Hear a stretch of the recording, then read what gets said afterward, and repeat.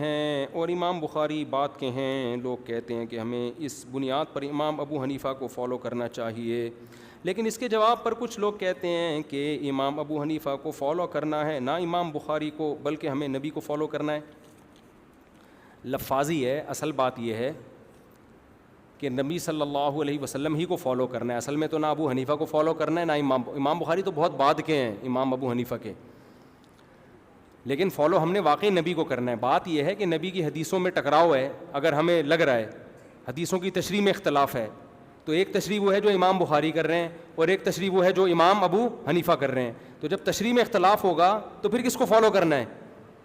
تو پھر امام ابو حنیفہ کو فالو کرنا ہے، اس لیے کہ ان کا شمار فقہا میں ہوتا ہے، ان کو امت نے مجتہدین میں مانا ہے. اس کی سب سے ایک تو نبی کا زمانہ قریب ہے، تو جس کا نبی کا زمانہ قریب ہوتا ہے وہ زیادہ اچھی طریقے سے سمجھ سکتا ہے نا. امام بخاری بھی ہمارے محسن ہیں، انہوں نے ہم تک حدیثیں پہنچائی ہیں. اچھا، بعض لوگ یہ بھی کہتے ہیں امام حنیفہ کے کیوں حدیث کی کتاب کیوں نہیں ہے؟ تو حدیث کی کتاب نہ ہونے سے یہ تھوڑی لازم آتا ہے کہ ان کو حدیثوں کا علم نہیں تھا. حضرت ابو بکر کی کوئی حدیث کی کتاب دیکھی آپ نے؟ حضرت عمر کی دیکھی کوئی حدیث کی کتاب؟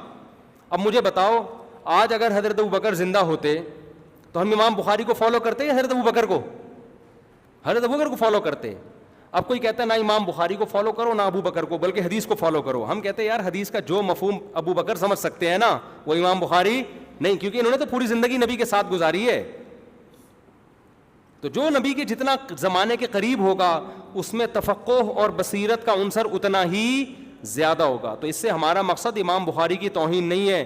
ہم کہتے ہیں کہ حضرت امام حنیفہ کی کوئی حدیث کی کتاب نہیں ہے، اس سے یہ لازم نہیں آتا کہ وہ محدث نہیں تھے.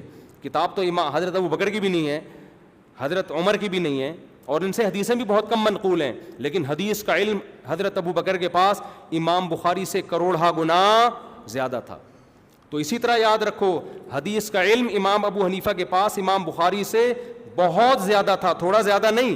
کیونکہ امام ابو حنیفہ نے جن سلسلوں سے حدیث حاصل کی ہے وہ ایک یا دو سلسلوں کے بعد نبی سے ڈائریکٹ پہنچ جاتا ہے وہ سلسلہ. ان کے لیے یہ فیصلہ کرنا کہ یہ حدیث صحیح ہے یا ضعیف یہ نسبتاً آسان تھا بنسبت امام بخاری کے، کیونکہ امام ابو حنیفہ شاگرد ہیں حماد الکوفی کے، حماد الکوفی شاگرد ہیں علقمہ کے، ابراہیم نخعی شاگرد ہیں علقمہ کے، اور علقمہ عبداللہ بن مسعود کے. یہ 3-4 سلسلوں کے بعد یہ سلسلہ نبی تک پہنچ جاتا ہے. جبکہ امام بخاری کا سلسلہ کیا ہے؟ وہ لمبا سلسلہ ہے. اسی وجہ سے امام حنیفہ کہتے ہیں میں نے علی کا علم حاصل کیا علی کے شاگردوں سے، ابن مسعود کا علم حاصل کیا ابن مسعود کے شاگردوں سے. تو انہوں نے بہت قریب سے زمانہ دیکھا ہے. اسی وجہ سے امام بخاری کے جو شاگرد ہیں نا امام ترمذی، جب وہ حدیث کی سندوں کی بحث کرتے ہیں تو سند کو صحیح یا ضعیف قرار دینے میں حوالہ دیتے ہیں امام بخاری کا، لیکن جب مسائل کی بات کرتے ہیں تو پھر امام بخاری کا تذکرہ نہیں کرتے بلکہ ابو حنیفہ کا تذکرہ کرتے ہیں، عبداللہ بن مبارک کا تذکرہ کرتے ہیں، امام شافعی کا تذکرہ کرتے ہیں، امام احمد بن حنبل کا تذکرہ کرتے ہیں. اس لیے کہ ان امام ترمذی جو امام بخاری کے شاگرد ہیں وہ یہ جانتے تھے کہ فقہ میں قرآن و حدیث سے مسائل اخذ کرنے میں اللہ نے ابو حنیفہ، امام شافعی، عبداللہ بن مبارک اور امام احمد کو مقام زیادہ دیا ہے. امام بخاری کی بات چلے گی حدیث کی صحیح اور ضعیف ہونے میں تو بات چلے گی، لیکن فقہی مسائل میں بات کس کی چلے گی؟ فقہا کی چلے گی، محدثین کی نہیں چلے گی. سمجھ میں آ رہی ہے بات؟ تو یہ وہ لوگ ہیں جو مدعی سست گواہ چست، جو خود امام بخاری کا دعویٰ نہیں تھا، جو ان کے شاگردوں کا دعویٰ نہیں تھا، یہ لوگ وہ دعویٰ کر رہے ہیں. تو اسی وجہ سے آپ کو فقہی مذاہب میں جو فقہ کے مذاہب ہیں ان میں حنفی ملیں گے، شافعی ملیں گے، مالکی ملیں گے، حنبلی ملیں گے، لیکن آپ کو بخاری مسلک نہیں ملے گا. اس لیے کہ امت نے فقہ میں ان کو امام نہیں مانا اپنا، امت نے ان کو امام مانا ہے حدیث کی صحیح اور ضعیف ہونے میں. سمجھتے ہو بات کو کہ نہیں؟ تو امت کی گواہی معتبر ہے. مثال کے طور پر آج ایک آدمی کہتا ہے مجھ سے کہ آپ لوگ ابو حنیفہ کو فقیہ مانتے ہو کہ قرآن و سنت کے مسائل نکالنے میں وہ امام ہیں، ابو حنیفہ کو فقیہ مانتے ہو، اس کی قرآن و حدیث میں کیا دلیل ہے؟ تو ہم کیا دلیل دیں گے؟ ہم کہیں گے جو دلیل امام بخاری کے محدث ہونے کی ہے وہی امام ابو حنیفہ کے فقیہ ہونے کی ہے. امام بخاری کو محدث کیوں مانتے ہیں؟ کیا قرآن و حدیث میں آیا ہے؟ امت نے گواہی دی ہے نا. ابے کیا ہو گیا؟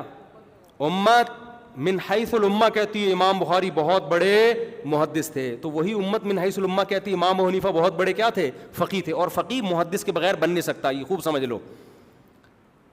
فقیہ جو ہے یہ محدث سے اوپر کا درجہ ہے. حدیث کا علم نہ ہو تو فقہ تو سوال ہی پیدا نہیں ہوتا. فقہ کیا؟ کیونکہ فقہ نام ہے قرآن و حدیث سے مسائل نکالنے کا. تو قرآن حدیث آتا ہوگا تو مسائل نکلیں گے نا، آتا ہی نہیں ہوگا تو نکلیں گے کہاں سے؟ سمجھتے ہو کہ نہیں سمجھتے؟ تو اس لیے یہ لفاظی ہے آج کل. تو اس لیے فقہ میں جو امام مانا گیا ہے وہ ابو حنیفہ کو مانا گیا ہے، امام شافعی کو مانا گیا ہے، امام احمد کو مانا گیا ہے، امام مالک کو مانا گیا ہے. تبھی اور یہ جو کہنا کہ ان کی حدیث کی کتاب نہیں ہے، اس سے کوئی لازم. آپ کو پتہ ہے امام شافعی امام احمد استاذ ہیں امام بخاری کے حدیث میں، سمجھ رہے ہو؟ اور امام احمد کے استاذ ہیں امام شافعی. امام شافعی بہت بڑے محدث تھے، لیکن بخاری مسلم میں امام شافعی سے حدیثیں بہت کم منقول ہیں. تو کیا یہ اس کی علامت ہے کہ امام شافعی کے پاس حدیث کا علم نہیں تھا؟ تو حدیث کا نقل نہ ہونا اس کی علامت نہیں ہے کہ ان کے حدیثیں سب سے زیادہ حضرت ابو ہریرہ سے منقول ہیں. لیکن پوری امت کا اتفاق ہے کہ عبداللہ بن مسعود، حضرت ابو بکر، حضرت عمر، حضرت عثمان، حضرت علی، یہ ابو ہریرہ سے بڑے عالم تھے حدیث کے. لیکن نقل کس سے ہے؟ بولو. حضرت ابو ہریرہ سے. لیکن عالم بڑا کون ہے حدیث کا؟ ابو بکر بڑے عالم، عمر، عثمان، علی، حضرت عائشہ، حضرت عبداللہ بن مسعود، یہ حدیث کے حضرت ابو ہریرہ سے بڑے عالم، حالانکہ ان سے حدیثیں کم منقول ہیں. تو نقل حدیث ایک الگ فن ہے، اور حدیث کا مفہوم یا حدیثیں جاننا یہ ایک الگ چیز ہے. تو امام بخاری حدیثیں جانتے بھی تھے، نقل بھی کی ہیں. علم حدیث کی سندوں کی بڑی زبردست بحث تھی. لیکن فقہ میں قرآن و حدیث سے مسائل مستنبط کرنے میں امت نے ان چاروں اماموں کو امام بخاری پر ترجیح دی ہے. تبھی ان چاروں اماموں کا فقہ مدون ہوا. امام بخاری کی حدیث کی کتاب مدون ہوئی، امام بخاری کی فقہ کا کوئی فقہ مدون نہیں ہوا. تبھی کسی دنیا کی کسی یونیورسٹی میں امام بخاری کا فقہ نہیں پڑھایا جاتا. یونیورسٹیوں میں فقہ حنفی پڑھایا جاتا ہے، سعودیہ کی یونیورسٹی میں بھی فقہ حنفی بھی پڑھایا جاتا ہے، فقہ مالکی بھی، فقہ حنبلی بھی، فقہ شافعی بھی، فقہ بخاری یا فقہ ترمذی. حضرت عائشہ، حضرت عبداللہ بن مسعود، یہ حدیث کے حضرت ابو ہریرہ سے بڑے عالم، حالانکہ ان سے حدیثیں کم منقول ہیں. تو نقل حدیث ایک الگ فن ہے، اور حدیث کا مفہوم یا حدیثیں جاننا یہ ایک الگ چیز ہے. تو امام بخاری حدیثیں جانتے بھی تھے، نقل بھی کی ہیں. علم حدیث کی سندوں کی بڑی زبردست بحث تھی. لیکن فقہ میں قرآن و حدیث سے مسائل مستنبط کرنے میں امت نے ان چاروں اماموں کو امام بخاری پر ترجیح دی ہے. تبھی ان چاروں اماموں کا فقہ مدون ہوا. امام بخاری کی حدیث کی کتاب مدون ہوئی، امام بخاری کی فقہ کا کوئی فقہ مدون نہیں ہوا. تبھی کسی دنیا کی کسی یونیورسٹی میں امام بخاری کا فقہ نہیں پڑھایا جاتا.